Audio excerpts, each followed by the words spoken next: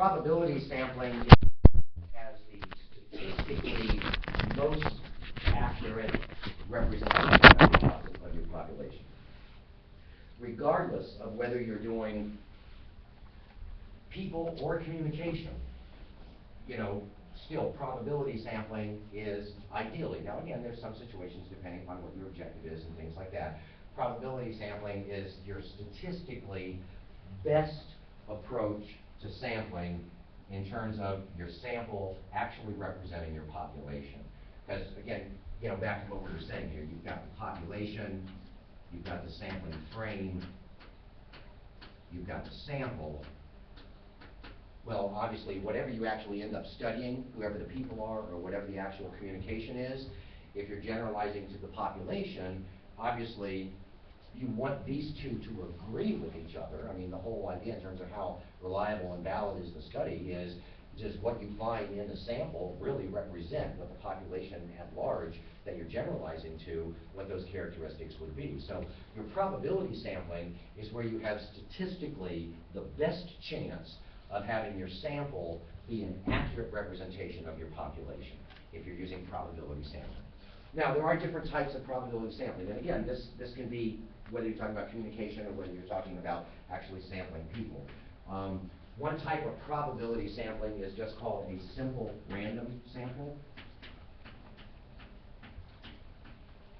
And what's meant by a simple random sample is where all elements in your sampling frame have an equal chance of being selected. Whatever your sampling frame is, the actual group of people or group of collection of communication from which we're selecting our sample, a simple random sample is where every single person in the sampling frame or every single example of communication in the sampling frame has a statistically equal chance of actually ending up in your sample. No one person has a better chance than another. No one piece of communication has a better chance than another. Everything has an equal chance of being selected.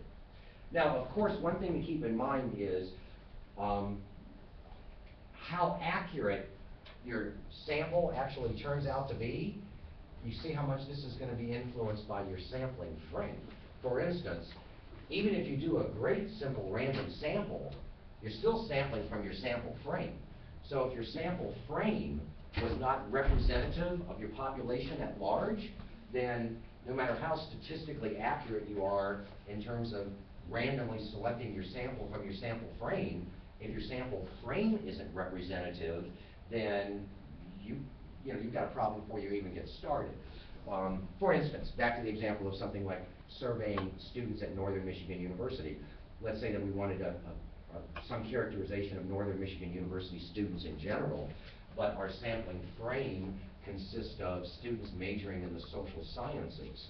Well, no matter how accurately you randomly select your sample from your sample frame, how can you possibly say anything about Northern Michigan University students in general because your sampling frame only had social science majors? What about all the other majors that are not even included in here? So even though this might be a good randomization of people that were here, if this isn't representative of your population, then you don't have an accurate sample. You follow the rationale. Let's say something in your sampling frame, let's say you wanted to get some idea in terms of student involvement at Northern Michigan University, and you pick 3 different organizations on campus that have primarily female or minority memberships. Well, then no matter how well you do your sample from this sampling frame, you've got a problem here, because if your sampling frame is made up of 3 organizations that have mostly females or mostly minority members, that's not going to be representative of your population at large. So this idea of a simple random sample is an excellent way of doing research.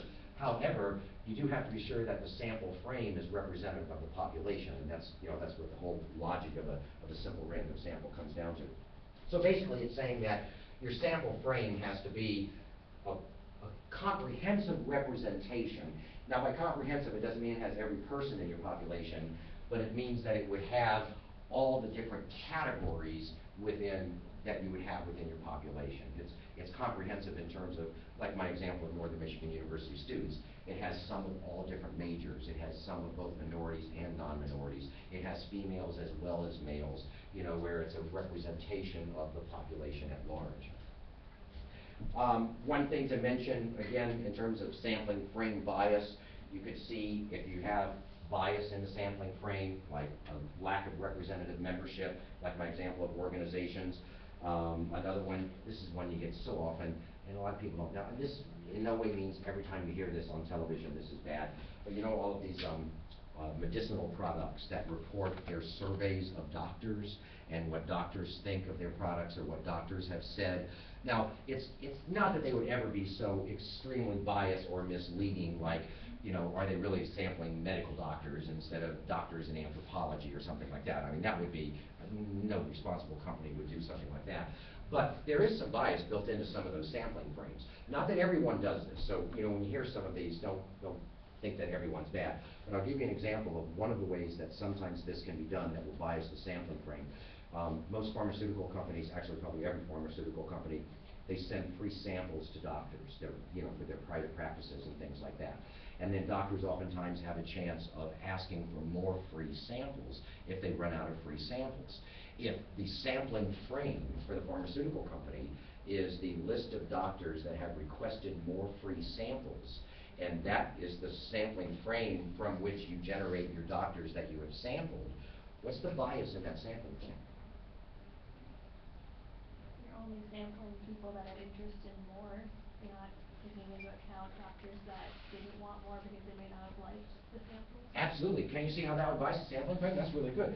If the only doctors that are in your sampling frame are the ones that have written in wanting more free samples, that means that those collection of doctors have already indicated they're the ones that are more likely to like the product, because that's why they run out of free samples. And if those are the only ones that you survey, then you're not really getting a representation of all doctors. You're only getting a representation of doctors that have already said that they like that particular product. Now, there are some other kinds of things, too, that, you know, in terms of wording of these sorts of things that it isn't that relevant here, but just as a little tangential note, one of the ones I find interesting, there's this commercial that we're seeing a lot now for the, I don't know which of those energy supplements it is, but it's whichever one is supposed to be real. 5-hour energy. Is that the low-calorie one? Yeah. Listen really carefully. When she presents those results, about 3,000 doctors that they surveyed, and 73% of the doctors said that they would recommend a low-calorie energy supplement for their patients that use supplements. And then they continue to say 73%, we asked 3,000 doctors. You notice the misleading thing already? It doesn't say that 73% of doctors said they would recommend an energy supplement. They said that 73% of the doctors said that if you're using an energy supplement anyway, you're better off to use a low-calorie one. I mean, that, when you think about it, that's actually nonsensical altogether, because doctors would recommend using a low-calorie everything. You know, that you, if you're taking it anyway, it doesn't mean doctors say, eat a pound of butter a day, but most doctors would say, if you're gonna eat a pound of butter a day, you're better off to eat a low-calorie butter rather than a high-calorie butter. You know, but that's a little bit, you caught that? I hate that commercial. Yeah, it's misleading. The It's first time I misleading. saw that, I literally was like, they actually aired that, expecting people to fall for that. Yeah. Well, it's that subtlety there of the wording. So back to some actual examples of sampling frame. We want to assess the preference that people have for cars, American-made cars. And so what we do is we take a collection of people that have bought Fords in the last 3 years, bought new Fords in the last 3 years, and we survey them as to which American car manufacturers they think produce the better product. Is there a problem with our sampling frame there? No matter how good we select our sample from the frame, what's wrong with the frame? It's only Ford. Yeah, you've only sampled people that already must like Fords, because they're the people that have bought Fords in the last 3 years. So whatever your results are, your sampling frame isn't going to be very representative of the population in general, which are Americans that own cars. Another example, if we wanted to do a study on voting, and our sampling frame is the list of registered students at Northern Michigan University. Well, that would be okay if we're talking about something to do with voters for Northern Michigan University students, but how could we possibly say anything about voters in general, or even college students in general, if the only college students we have in our sampling frame are Northern Michigan University students?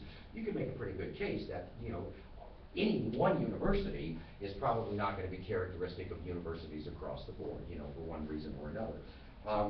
Another example of sampling frame, a lot of times when it comes to things like political issues, the sampling frame are registered voters.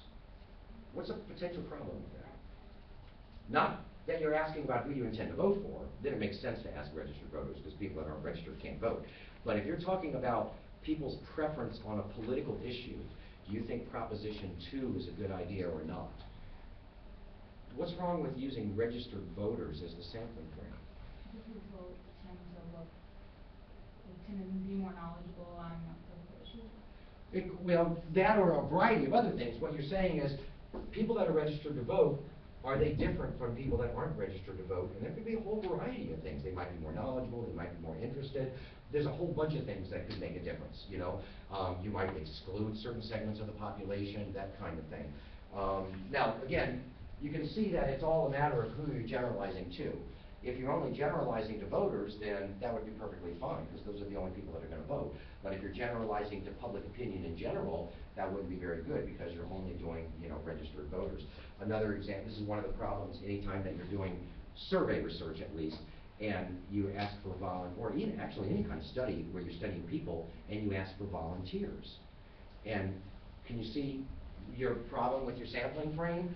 Just the fact that you have volunteered, you always ask yourself, is there something about people that volunteer that might be different from people that don't volunteer? And there's probably a pretty good case that there is, You're only looking at people that have volunteered, so at best you're only getting a representative sample of people that are already interested enough and care enough to volunteer, but what does that say about the population at large, So again, you can see how all of this is relative to the study, right? What's an unrepresentative sampling frame in one study could be a perfectly fine sampling frame in another. If you're only talking about voters as your population, voters registration list is a great sampling frame. If you're talking about public opinion in general, voters registration is not necessarily a good, sample frame. So you can't say this is a good sampling frame or this isn't. It's all a matter of relative to the sampling frame to the population in general.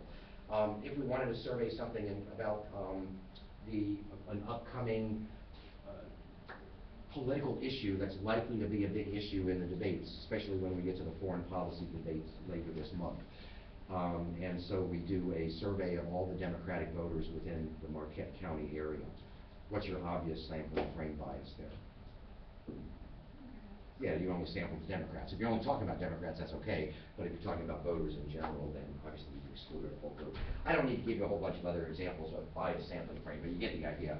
A simple random sample, every individual piece of communication or every individual person has an equal chance, statistically, probability speaking, of being selected from the sample frame. Your big thing there, though, actually that's the case with any kind of these kind of samplings, is you've got to be sure that your sampling frame is representative of your population. Otherwise, your sample isn't going to be, an accurate representation by the time that you're done. How do you do simple random samples? There's a whole bunch of ways. I mean, when you think about it, there's a potentially infinite number of ways that you could randomly sample people or randomly sample communication. Sometimes people will do something like assign some kind of number to each person or each piece of communication in your sampling frame, and then you just randomly select numbers. There's actually even computer programs and things like this, and even lists of randomly generated numbers, in tables. And you just list a general, random list of numbers, and you simply go through and you say, okay, we'll take number 9, we take number 18, we take 33, we take 7, those random numbers. There's a lot of different ways of doing it, as long as you're just statistically randomly picking all of these, and no one has any, one more likely chance of being selected than any other. Another type of probability sampling, and this is actually a variation of the simple random sampling, it still is random sampling of sorts. It's just a little different in terms of the criteria that you're using to generate your random sample, and that's systematic sampling.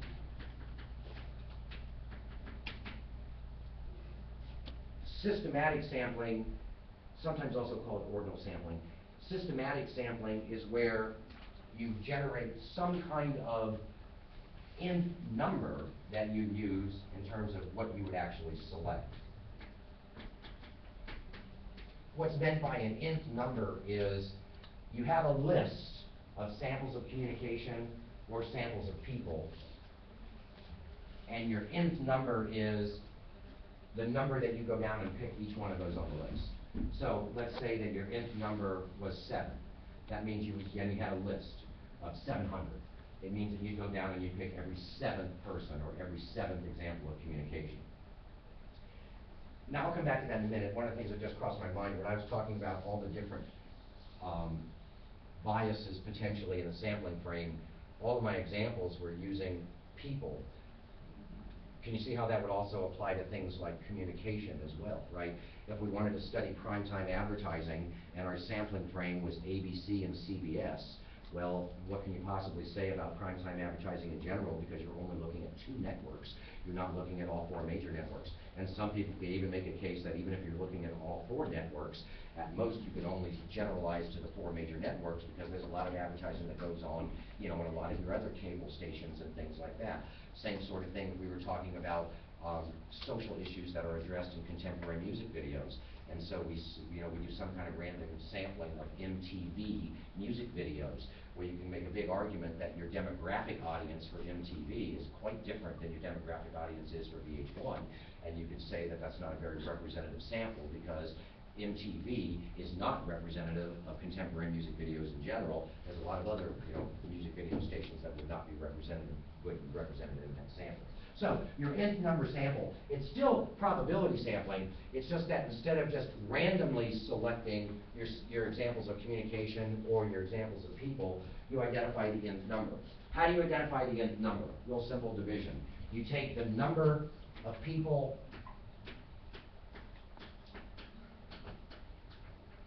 keep in mind, you've got a sampling frame, which is the total number of people from which you're selecting. Then you've got the actual people that you're going to study. So what you do is you take the number of people in your sampling frame, or communication, keep in mind it could be people or communication, and you divide that by the actual number that is needed for the purpose of the research. See, we'll use some real easy numbers here. Let's say we're sampling communication. Our sampling frame is 100 commercials or videos or television shows or whatever we want to do. Another good study would be the use of profanity on primetime television. And so you would identify 100 different television shows that occur in primetime television, and you're doing some kind of content analysis about the frequency of profanity and the types of profanity that's used. Well, if we wanted to generate an nth number, and let's do a bigger number here. Let's say 1,000 in terms of the total number of programs, when you consider all cable and movie channels and everything like that, and we want to actually end up having 100 to study. What's our nth number going to be? Yeah, and how do you get the 10th? Well, you've got 1,000 in your sampling frame. You want 100, so you just divide 100 into 1,000. That gives you 10.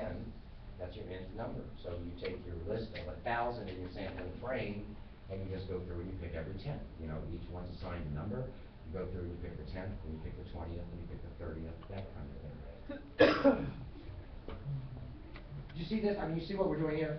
The total number of communication or people in your frame, divide by the number that you actually want to sample, and then that's going to be your nth number. And if you go through and you pick that number of people, or every nth number there of samples of communication, you're going to end up with what you need. And if you don't end up with what you need, because now this isn't the case with communication, but with people, some people say no, they don't want to participate or something like that, you can still go back and then still use your nth number, and count from there. Now, you still have to be careful here with systematic sampling, not only that our sampling frame isn't biased, but you have to be very careful that the order of which your list is arranged doesn't have any kind of, there's no kind of sequential element in the order at all. If, for example, we wanted to do something like an nth number systematic sampling of students at Northern Michigan University, and instead of just getting a random list from registration and scheduling as to the number of, to all the students that are registered for this semester, we get something from the student records office that lists students hierarchically according to their grade point average, then you've got a problem here, because everybody on the list is not equal in terms of where they fall on the list.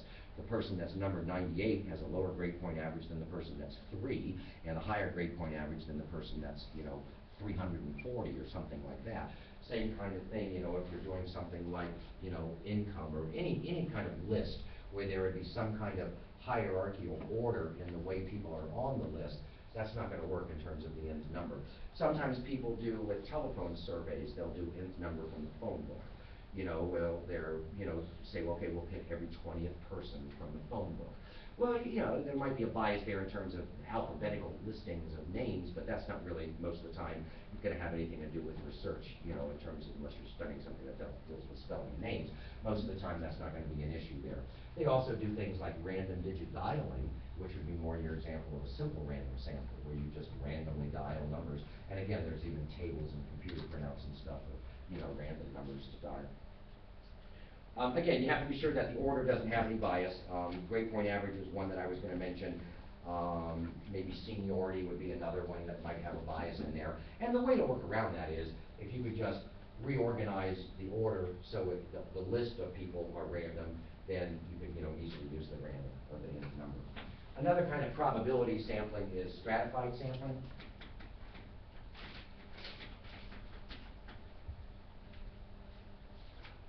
Stratified sampling is where it's still, a probability sampling, but it's where your population consists of more than one identifiable characteristic that you might be interested in. Multiple characteristics, it could be 2, it could be 3. Now, they're non-overlapping characteristics, but things that would be different. And what you do is you randomly select from each of the categories rather than just randomly selecting from your sampling frame in general. I might be confused myself if I just heard myself explain that. Let's say, for example, that we've got 2 different characteristics: a person's gender and a person's political party affiliation. So we've got females, we've got males, we've got people that are registered Democrats, registered Republicans, and registered independents. Now, I am kind of trifurcating your political party affiliation. I'm not including, the Whig Party and the, Green Party and every possible party affiliation. Well, your stratified sampling is where, instead of just randomly sampling from your sampling frame in total, you randomly sample from within each of these categories, right? You randomly sample from the Democratic males, randomly sample from the Democratic females, the Republican females, the Republican males, the independent females, the independent males. So it's still randomly sampling.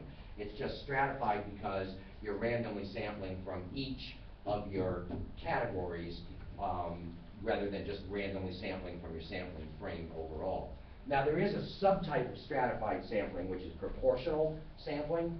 And what proportional sampling does, or proportional stratified sampling, is where you select, because in your regular stratified sampling, you're selecting an equal number from each of your categories. In your proportional stratified sampling, you're sampling a proportion of your total sample from each of these categories according to how that represents the proportion of the actual population. So, for example, let's say, for example, that 80% of females in the country that are registered to vote are registered as Democratic, and 20% are registered Republicans. Your proportional sampling would then sample a different number from each of these so it represents your actual proportion in your population. So you would want 80% of your females that you sample to be Democrats, 20% of the females that you sample to be Republican, rather than just randomly sampling an equal amount from each of these. You're actually trying to represent what the real population would be. So the proportional sampling is the exact same thing as stratified, except stratified, you're sampling an equal number from each of the categories randomly, whereas proportional, you're selecting a proportion of your sample from each of the categories so it matches what the actual population is anyway. This is an issue that comes up so often when you're dealing with people's ethnic origins or you know, nationality backgrounds and stuff like that. Do you equally sample each different ethnic group, or do you sample each ethnic group in the proportion to which they represent our actual population? And you can think about it, that's a good case for proportional sampling. It doesn't really make sense to sample the same number of Native Americans as African Americans as Asian Americans if in our population we've got quite different percentages of how much of our population are African American, how many are Asian Americans, how many are Native Americans. So when you would do each really just depends upon, you know, the particular characteristics of the actual study. Let me mention one other quick kind of probability sampling just so we could finish this, and then we could do non-probability sampling on Thursday. Excuse me, and that's your cluster sampling.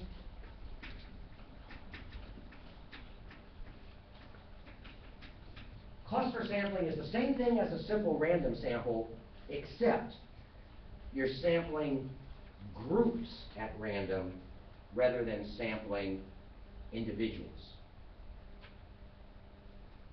Your sampling frame then would be list of groups rather than list of people. And your groups could be, you know, many different kinds of things. I mean, for example, your groups could be different classes at NMU. Your groups could be different branches of organization's office, like a bank and the different branches, you know, at their offices. If it's a Board of Education issue, you know, your groups could be different schools in the county, that kind of thing. Now again, the thing that you want to be real careful of here, and this is one of the problems that so much research that's done, or a lot of research that's done on college campuses, they think they're doing cluster sampling because they say, well, you know, here in the communication department, you know, if everybody kind of helps everybody else out and allows them access to their classes when they're doing some kind of research, that's not really cluster sampling because you're doing really their convenience sampling.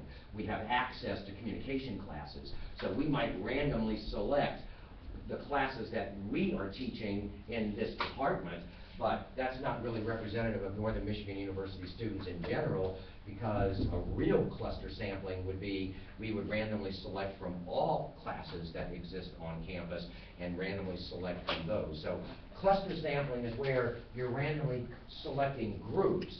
However, you want to be sure that your sampling frame, which is your list of groups, is still representative. This is one of the things in grad school. It's just fascinating how much in grad school, since all the graduate students, you know, have this kind of help attitude for each other, everybody lets the other grad students use their classes for part of their research. So what you really end up with is all these people writing master's theses and dissertations that's based on communication classes that them and their friends happen to teach. Well, that doesn't say much about people in general, unless you're only talking about undergraduate, you know, communication classes or any other department. You know, it's just one of those kind of things. So you do have to be sure that it's a representative sampling frame in terms of groups. One other quick example I wanted to mention in terms of our stratified sampling or our proportionate sampling. This kind of goes along with the idea in terms of what I was talking about as in terms of things like using networks or getting information off of television. You can see the same kind of thing here, where you were looking at different networks and different times of day. Well, a simple stratified would pick an equal number from each network for each time of day. A proportionate would say, well, there's a lot more advertising that goes on between this hour and this hour than there is between this hour and this hour. So we would proportionalize it, and we would select different numbers from the 7 o'clock to 9 o'clock hours as we would say from the 2 o'clock to 4 o'clock hours or something like that. There's a whole other set of types of sampling called non-probability sampling. Keep the handout you got because we didn't get to it, but we'll get to it on Thursday. I was hoping that 3 minutes was enough for you to give me the sheets of paper in terms